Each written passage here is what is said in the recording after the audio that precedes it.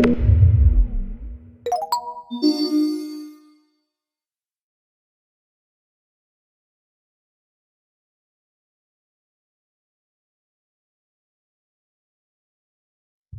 our next talk is by Dr. Mathieu Groussin. Dr. Groussin is a postdoctoral associate in the biological engineering department at MIT in the Alm Lab. He is also the co-founder and scientific leader of the Global Microbiome Conservancy Project. Dr. Groussin's research interests lie in part in understanding how gut bacterial communities evolve in vertebrates and how the host environment impacts the evolutionary dynamics of the gut ecosystem. Also early next year, Dr. Groussin will join the faculty of University Hospital Schleswig-Holstein at University of Kiel, Germany, as Associate Professor of Medical Bioinformatics. Please join me in virtually welcoming Dr. Groussin. Thank you so much, Thomas, for the introduction, and it's a really great pleasure to speak after Nandita, to speak after Jesse and Benjamin from this morning, and giving me the opportunity. Thank you also to the organizers, obviously, to giving me the opportunity to present today on our research on the evolution of host microbiome systems in humans. So before starting, I'd like to make everybody aware that all the work that I'm going to present today is the result of my close collaboration with Dr. Mathieu Groussin, who's also a postdoc in Eric Lam's lab here at MIT and working with me. So here I've included in this slide a snapshot that was recently published a few weeks ago by Hill and Round over at University of Utah, presenting the existing knowledge that the research community accumulated over the last decades on the effects on the human microbiome on host physiology. And I think it's a great illustration which shows that, we're starting to know a lot. But the issue is that the immense majority of this knowledge is actually derived from microbiomes of majority, mostly Caucasian populations in the US and Europe. And we can illustrate this issue in, I would say, two ways. So we can first look at the distribution of participants across ethnic groups in major microbiome projects, such as the NIH-funded HMP, that were run in recent past in US and Europe. And so here I've used these ethnic categories only for the purpose of showing imbalances in representation, and certainly not to draw any biological conclusions. But what we can observe with these figures is a strong imbalance in representation of human populations in favor of Caucasian participants, which in some of these big studies can account for up to 90% of recruited participants. But we can also observe the issue at a global scale, for instance, by counting the number of ongoing clinical trials that involve the microbiome in major geographic regions. And we clearly see on this map that most of them are run in North America, Europe, and China. So not only does this bias in representation raise ethical concerns, but it also greatly contributes to the propagation of healthcare inequities. So large inclusion of diverse human populations in microbiome research is necessary, but is also very urgent for global populations, because the main commonality between all chronic disease associated to the microbiome is that they currently occur most frequently in high-income industrialized areas of the world, as you can see on this map on the left, and rose in frequency recently in human evolution. But actually, globally, the predictions for the incidence of these chronic non-communicable disease is alarming, because 70% of the human population is predicted to live in urban areas by 2050, which means that many communities will likely transition and adopt some degrees of industrialization in their lifestyle, and are likely to face rapid increase in the incidence of both microbiome perturbations and non-communicable disease. So from a purely global health perspective, it's quite urgent to better understand this tripartite relationship between industrialization, non-communicable disease, and host microbiome systems. However, very little is known about how does host lifestyle and how does industrialization impact host microbiome systems and the genomes of our bacteria. So to tackle these problems, we need microbiome data that are representative of the diversity of human populations and lifestyle. But we also need a diversity of biological resources, right, to be used in experimental works in order to move beyond associations to go to causation and mechanisms. So all of these reasons motivated us to create the non-profit Global Microbiome Conservancy Initiative, which I will name GMBC in the rest of my talk. And about, I would say 4 years ago, we co-founded and built from scratch this international consortium with Mathieu Groussin, with the goal of biobanking and understanding the global biodiversity of human gut microbiomes. So far, Mathieu and I traveled to 34 different communities of various lifestyles worldwide and recruited about 1,000 individuals. And with these samples, we collected a wide range of metadata, generated both human genetic and multiomic microbiome data, and built a biobank of more than 10,000 cultured bacterial isolates from the gut, along with their complete genome assemblies.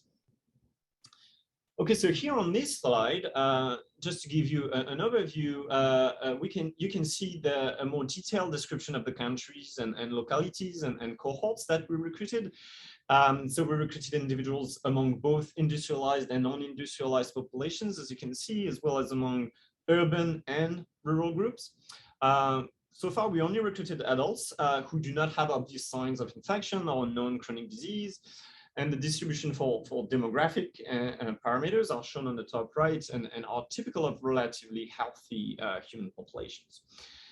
So on the bottom right, I'm also showing you the genetic diversity of our cohort, which we characterize by exome sequencing and genotyping, and which we compare to the genetic diversity of the 1,000 Genomes Project. And as you can see, our cohort really represents a wide range of genetic populations that were previously defined in human genetic studies.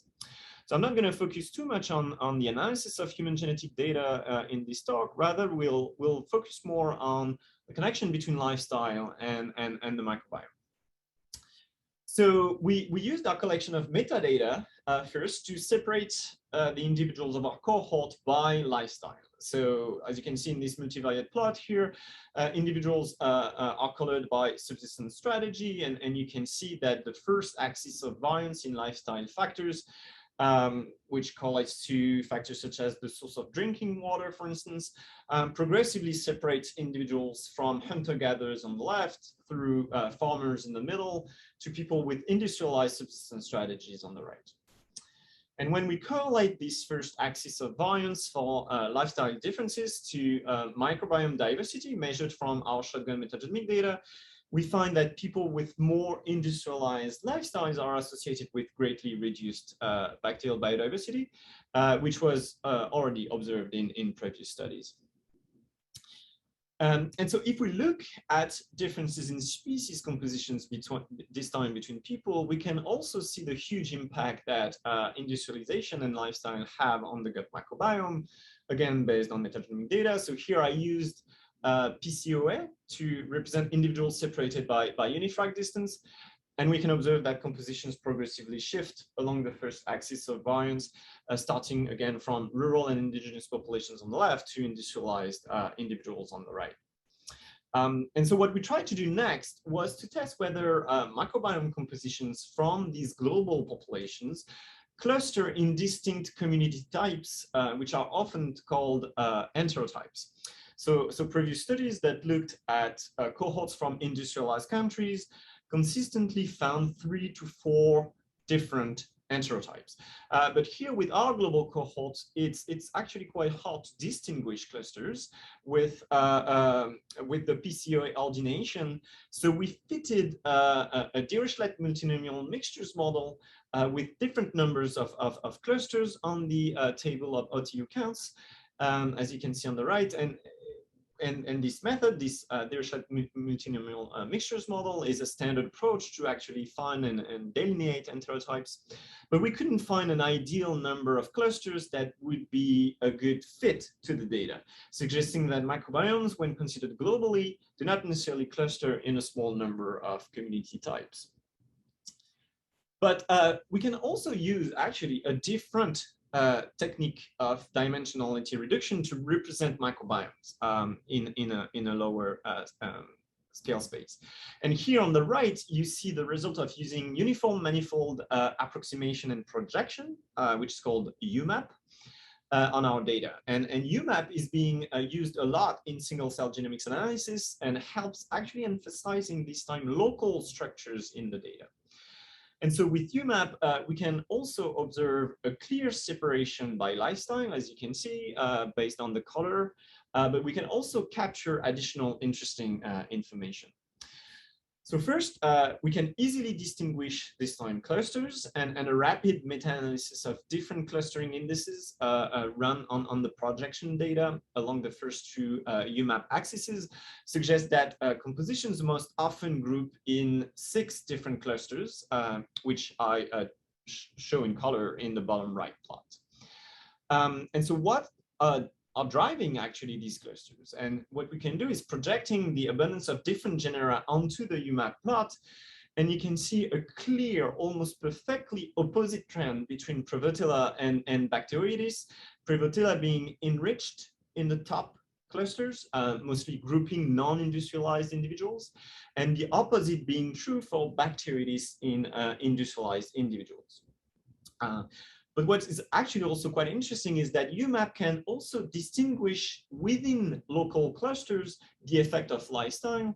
For instance, with Prevotella rich industrialized individuals being separated within these top clusters because they have a higher abundance of Bacteroides compared to their other non-industrialized individuals of their specific Prevotella rich groups.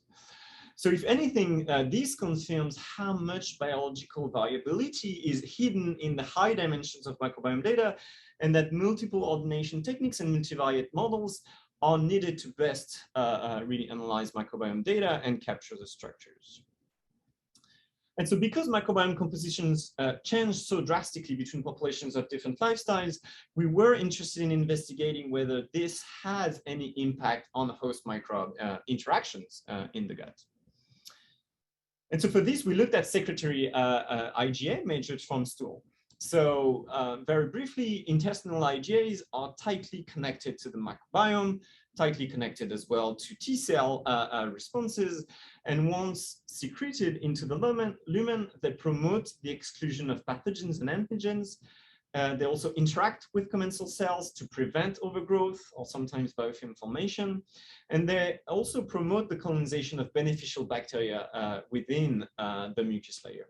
So we were curious to know whether levels of IgAs, which are directly influenced by our intestinal microbes, change across populations with different gut microbiomes in our worldwide GMBC cohort. And we found that IgA levels actually strongly associate with differences in microbiome compositions between people, explaining about 7% of the variance, which is illustrated here on the right. And considering that usually, individual host factors correlated to the microbiome in population-based studies explain only about 0.1 to 1% of the variance in compositions, this is actually quite a strong association. But to our surprise, we also found that this association between IgAs and microbiome compositions also recapitulates the association with host lifestyles, meaning that industrialized individuals secrete much higher levels of IgA in their gut as compared to non-industrialized individuals, with a difference of about 1 log. And we also observed this difference at higher resolutions, as shown here on the right. So here we compared IgA levels between urban in blue to rural individuals in yellow within each sampled country. And even at this low resolution, we can see significant differences in IgA levels with higher levels of IgA in urban individuals. And if you think about it, this trend is quite counterintuitive because non-industrialized individuals are more frequently colonized by eukaryotic pathogens and parasites, which are actually targeted by IgAs. But the difference here that we're seeing goes the other way around and must be related to differences in the antigenic nature of the commensal bacteria specifically found in the industrialized microbiome. So to further look at this, we also identified bacteria that are coated by IgA in our samples using IgA sequencing. So IgA sequencing is a technique that identified taxa through a 16S sequencing of cells that are coated and sorted by IgA.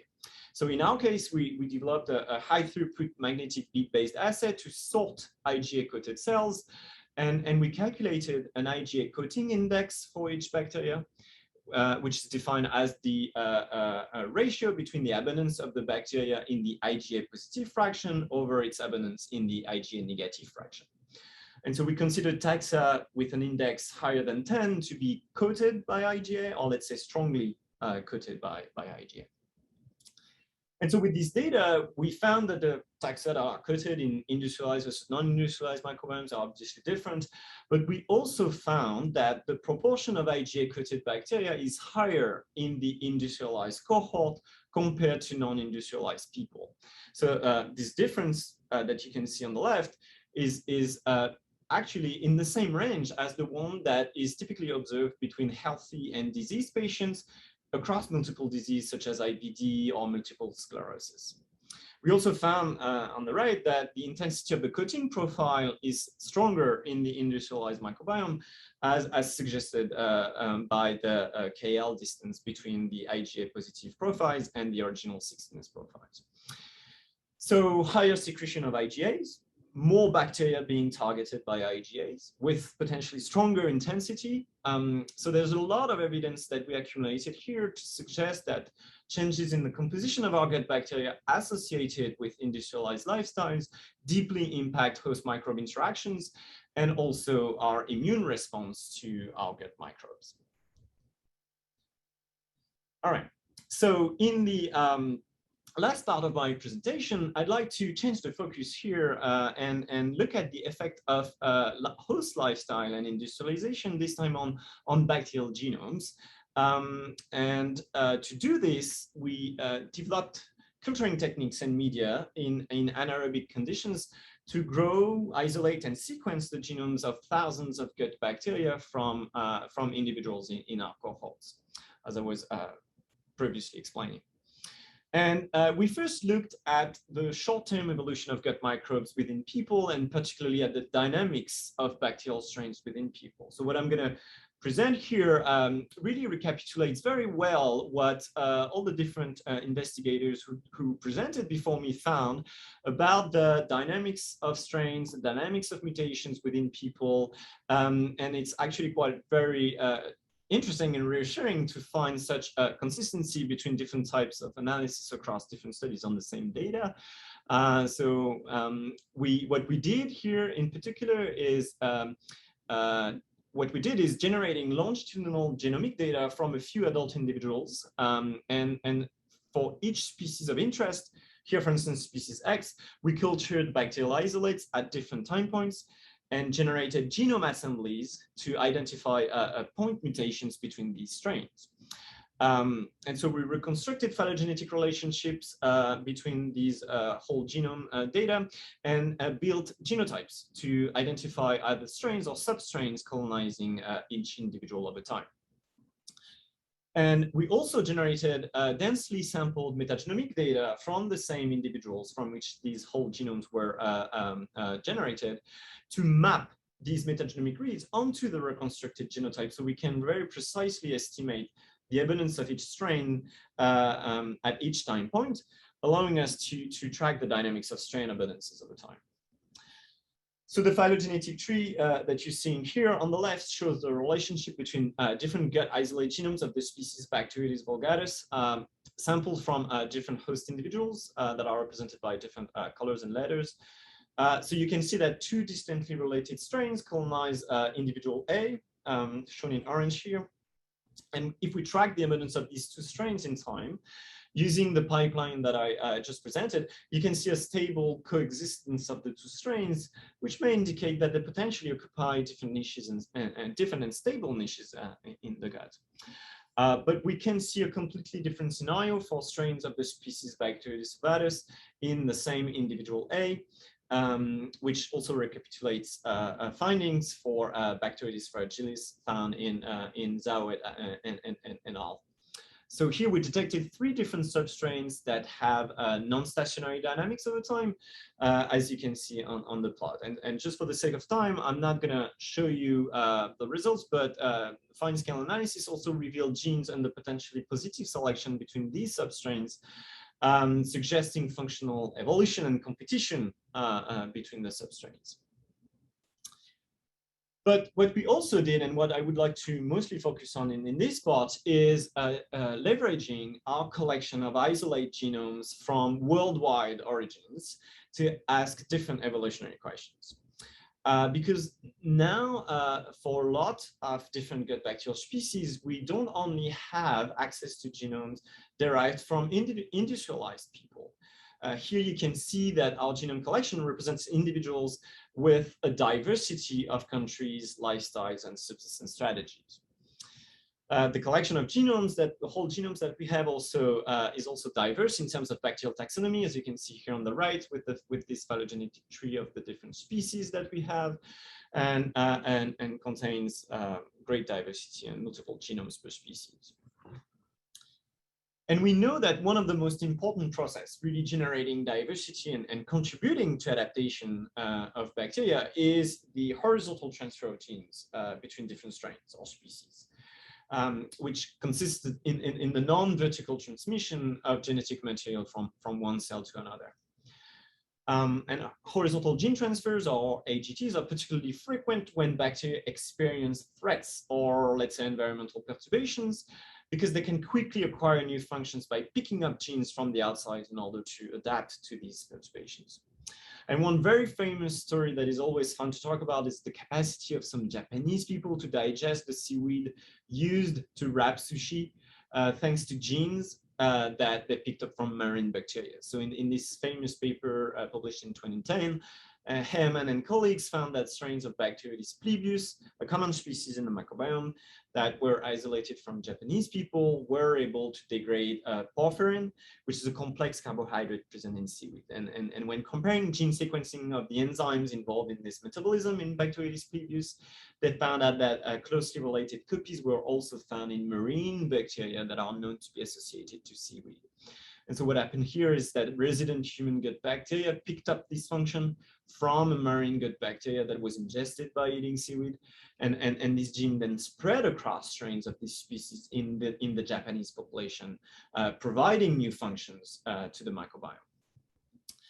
So the main mechanisms of gene transfers are known and are illustrated here on the left. And so you might wonder also why, more generally speaking, should we care about HGTs in the microbiome? Well, there are many different reasons. We know that antibiotic-resistant genes spread across bacteria through gene transfers. We also know that biofilms represent ideal environments favoring gene transfers. Gene transfers often involve virulence genes. Or we know that intestinal inflammation is also associated with gene transfers. So in any case, there's a myriad of connections between gene transfers in the microbiome and human health, which motivated us to better understand this phenomenon. And so we can ask here a couple of key questions. First, do gene transfers between gut bacteria occur frequently enough to reshape the functions of the gut microbiome during our own lifetime? And two, considering the drastic changes experiencing by the microbiome following transitions to industrialized lifestyles, we might wonder whether or not industrialization impacted the rates and the patterns of gene transfers in our microbiome. So regarding the first question about frequency of transfers in each of us, so there's actually a long list of studies presenting data on individual gene transfers and their consequence on bacteria, but only a few studies attempted to perform large-scale quantification of this process across all bacteria. So in this study, for instance, which detected and quantified transfers at large scales in the genomes of bacteria living across a diverse range of ecosystems, it was found that bacteria engaged the most frequently in gene transfers when they occur in the gut, right? Especially the human gut, compared to bacteria in soil or in the ocean, for instance.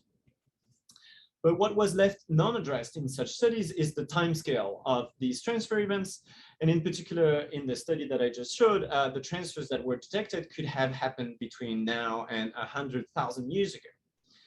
So now with our genome collection, which is of high quality and which exhaustively samples genomes within people, we can now constrain our analysis to the most recent gene transfers and still have the power to answer the question.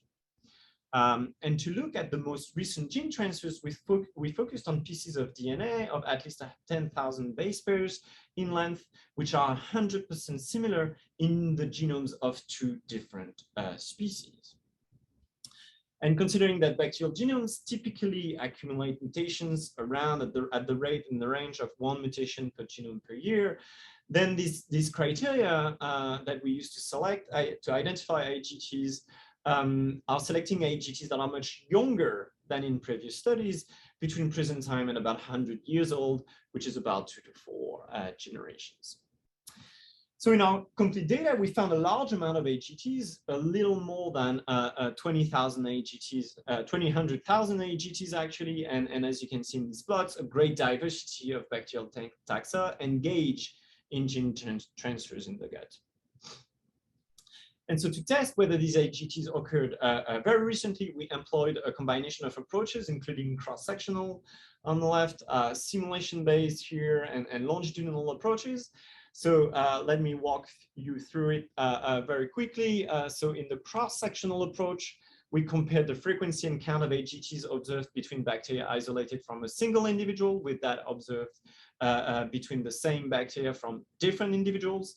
So we hypothesized that if transfers occur frequently within individuals' microbiome, then we would observe higher levels of transfer between strains isolated from a single host. And this is what we find here, as you can see in the line plot. Each line is bacterial species pair that we sampled both within and between people, and lines are colored in red if their frequency is higher within people. And we can clearly see that bacterial species engage more frequently in transfers when they are samples from the same persons, which is also confirmed when comparing the observed total AGT count within people to its expected count based on frequencies between people. So these results were also confirmed not only at the aggregate level, but at lower resolutions, for instance, within ethnic groups or within geographies.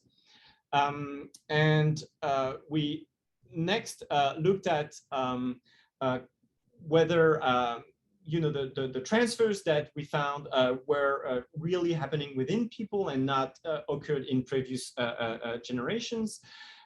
So what we did here is looking at using simulations to look at the frequency and the probability of observing AGTs in generation 0, in the current generations, that happened in previous generations, using estimates of strain transmission across generations. And we actually found that all the transfers that we would see today in the data of sampled people are very likely to have happened during the present generation and are very unlikely to have occurred in past generations and would have been co-transferred and co-transmitted across generations with their respective strains. We also estimated longitudinally the frequency of transfers within people using isolate genome sample longitudinally, and we were able to quantify how much gene gain per year we could observe in the pangenome of the different species, and found that these estimates are sometimes quite high, more than 100 genes being gained per year in some Bacteroides species. So having found that gene transfers happen a lot within each of us, we next investigated the extent to which rates of these very recent gene transfers vary across human populations that have different levels of industrialization.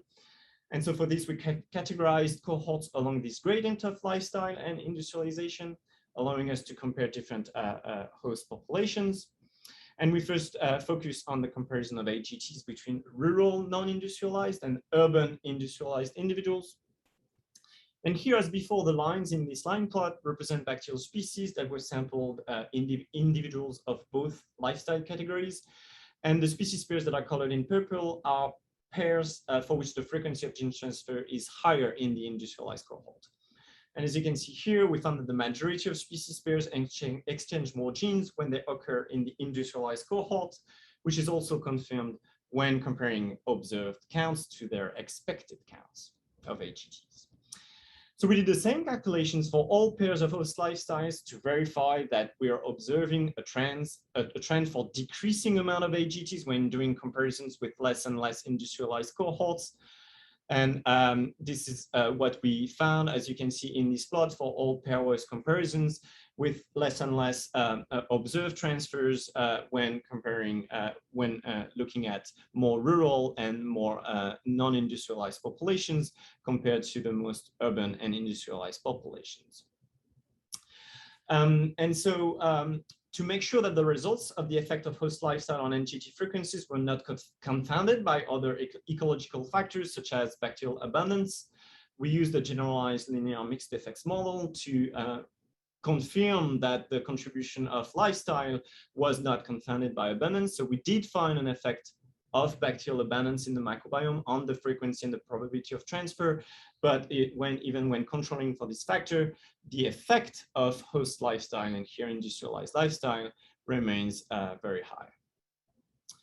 And finally, we also found that the functions of these genes that are being exchanged is different across human populations. So for instance, here, carbohydrate degrading enzymes are more frequently exchanged between bacteria in the microbiome of non-industrialized populations who consume higher amounts of complex fibers.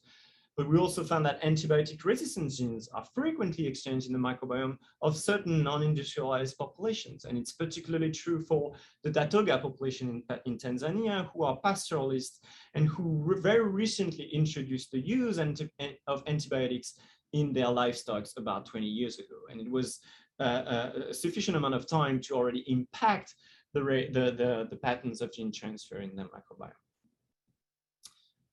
So overall, our results on gene transfers really suggest that gut bacteria continuously acquire new functionality and that high rates of gene transfers may be a recent development in human history linked to industrialization, potentially associated with increased perturbations in the gut ecosystem.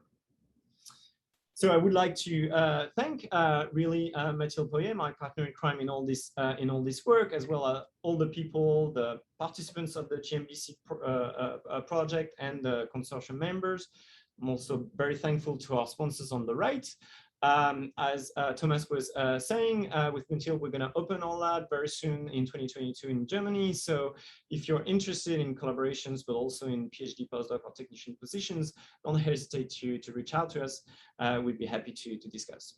Thank you very much for your attention and happy to take any question.